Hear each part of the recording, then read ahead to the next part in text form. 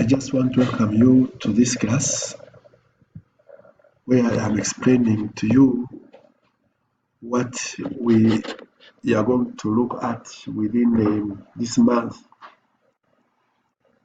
You can see that the title of the month is Religion Underpinning Development, and we have as areas which we have to look at as education, health work, financial institutions, and other services, including social work and areas water. You are also free to look at other areas where religions have also put a footing in the development of the world. I just want to begin by looking at the perspectives that are within the world as regard to religion in development. There are two perspectives, the first one being the development perspective, where we find that religion in development perspective is always looked at as being divisive, that it divides people. So this renders it not a good area, a good means that can foster development. And so people, once in a while, from this angle, think that religion is useless, that it does not offer anything that is palatable to the world. And the areas they look at into being divisive is that there are conflicts that are around religion. We just finished looking at the theories, especially of Andreas Feuerbach, the theories on religion from Karl Marx. Some of you had to look at Sigmund Freud, people who dismiss religion as being useless, and the consciousness of the people and others, so that there is some conflict that surrounds religion that does not make it something palatable to talk about within the world. The second one is tensions within the regions. There are many brands of Christianity. First, there is the Eastern Church and the Western Church. The Eastern being the Orthodox, and the Western being the Roman Catholic Church, that later on also divided itself into numerous denominations, with the Reformation and currently with the Pentecostals and with the Evangelicals, and those tensions that divide the people. Somehow, to many people, it renders it useless to show that it has something that can offer the world. The same with Islam. We have heard about the different groupings in Islam, the Talibans, the Sunni, the Shiites, the what, and sometimes these groups fight against each other. And you consider, if people can greet themselves, Salam Alaikum, peace be with you, and later on they themselves can start fighting among themselves, what else can they offer into the world? What else can they offer into the development of our world? Then there are issues of separation of the church and state, religion and state to be separated, that sometimes religions find themselves hooked into the state. They want to rule the state and whatever, so that there must be some separation. Several times I've had areas where some politicians say, we have never seen me baptizing, so please, you religious leader, go to the pulpit and leave us. Do what you're supposed to do. Leave the things of Caesar to Caesar and the one of God to God. So do God things and leave our things. So they think that the church cannot even offer something. And most especially if the church in many other ways, or religions in many other ways, have seen entering into society and involved into the problems of the world, like the genocide in Rwanda. like the killings that we have seen in the Islamic world and other areas. Then there are issues of voice and representation. So when people start saying, they created themselves into groupings and on religious backgrounds, they want to be represented in the government or in other area for representation, they think that this does not make religion something that you can go with if we are speaking about development. So religion is seen as dangerous. It's I think that the dangerous thing to be religious that is opposite to modernization. The world wants to move fast. The world wants to move so fast. But modernization issues, into modernization issues, but the church somehow tries to bring, or religions try to bring the conservatism, and in a way, they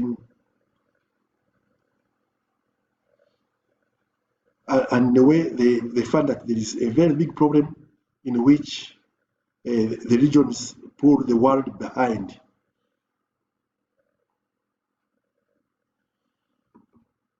One of them being when we hear of gay rights, for example,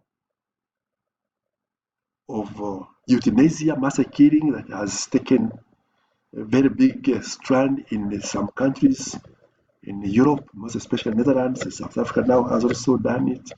With some states in America have also done it. Reproductive health rights, like the use of condoms, the family planning methods that the religions do not promote, and that the church is also, or religions are so hierarchical, with the people who become like emperors at the top of it, and without democratic processes that are seen in other sections of the society, we think that this religion would be a dangerous thing that you could take up. So religion is seen as a defunct or unimportant, especially when we talk about the secular myth I'm talking about, where people think that being religious is really believing in things that do not exist. The secular myth, what if you become rich, why would you need religion? Again, religion is seen through personal and emotional eyes, where religion is a danger to social order and political positions, where they also find that religious leaders are seen to be so powerful, pulling crowds which politicians cannot pull, and then there they think that there is a problem with this religion. If they continue coming up, they can even pull down states. Religion is seen as a hot topic in development, sometimes seen as a neglected factor. So why would you go to religious institutions to get development? It may influence moral guidance, the will and efforts of the people. It creates, you can also see some scandals around the church leaders. If it gets involved into politics, it is strictly and seriously sunk into the politics. And with the policy interests, it reaches all corners of the country and perhaps where it is. So there are some debates. Debates among people who support religion into development, others who are skeptical, and others who say it is useless. The supporters, they are serious faith-based organization that can produce important social outcomes. We know a number of them. Those that are working with the vulnerable groups of people, those that are working with into financial institutions, who have known how they have developed the education systems of our world, of our society here in Uganda, in Southern Sudan, in East Africa, in the Great Lakes region. And since they are faith-based organizations, they take people's faith into account. They have access to local networks. People are getting motivated into those groups without even being coerced by police or whatever. People give their hands to come and help each other, save each other from problems. And skeptics think that public money will be used for religious purposes. If, let's say, the government gave a budget to religious groups, they think that this will be used for religious purposes. But religious purposes, I think here we can again be critical about it. What are religious purposes? What are religious purposes we are talking about? If, let's say, a church or a mosque or whatever group comes out and says, we want to build a dam that will give water to the people, and some politicians or whatever say, no, let us not give this group this money so that they might use it for religious purposes. Some people think that it is an unprofessional organization, that they normally bring people who are not professional in leadership, professional in other areas. They simply take vigilantes. And we have also had, especially here in Uganda, where we talked about the rice Christians, of one pastor who had a farm of rice in Nakasongora, and he secularized this rice to get money on a very higher price, minting money from the people.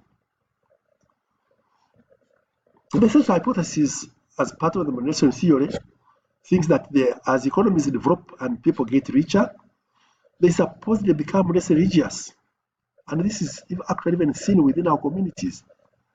The rich people normally don't go for religious practice except if they have some serious problems, or they are looking for a platform, a political platform, or any other platform. The case of Europe and the rise of secularism. Europe was the most religious group in the areas when it was very poor. But as the economies started coming up, people becoming rich, churches are becoming empty. We also see a case of poor people taken up mainly by religious rituals and practices. If we hear of these assemblies, or I don't know what you call them, of the Barokole, and you go to see who is staying for 24 hours into these churches, you find that most of them are people who are in want. They are the ones who do the rituals. If you go to churches in the villages, they are full. And the people who are in those churches, normally these are people who are trying. I'm not saying that that is the rule, but we find that the majority of the people who normally go to these churches because of the secularization are people who are a little bit poor. And people scholars who think about it, they say, perhaps these are people who are going to pray to seek for protection, to seek for wealth and other things. But then religion sometimes is also judged on a market model. So, and that is the way the government interacts with the people, or that interacts with religion and influences the extent of participation in religion. Sometimes government regulates the market, possibly by promoting a monopoly religion or making it difficult for other religions to flourish. You promote one and make others not flourish. A major example is the Islamic world and how it deals with Christianity. Or the Christians in Europe and America, how they deal with Islam. They try to muzzle it so that it may not come up, it might not rise. Religion as a basis of civilization and progress. And I think here I refer you back to Max Weber, who compared religion and economics of the world to a certain Protestant ethic that propelled development into the Protestant cities and capitals of the world, of the northern of Europe. As a capitalistic enterprise, Protestantism heralded progress in England, in Holland, Germany, and USA. But again, on this kind of civilization, as opposed to this, Max Weber will also tell us that the Catholics who did to pray and work also did a great work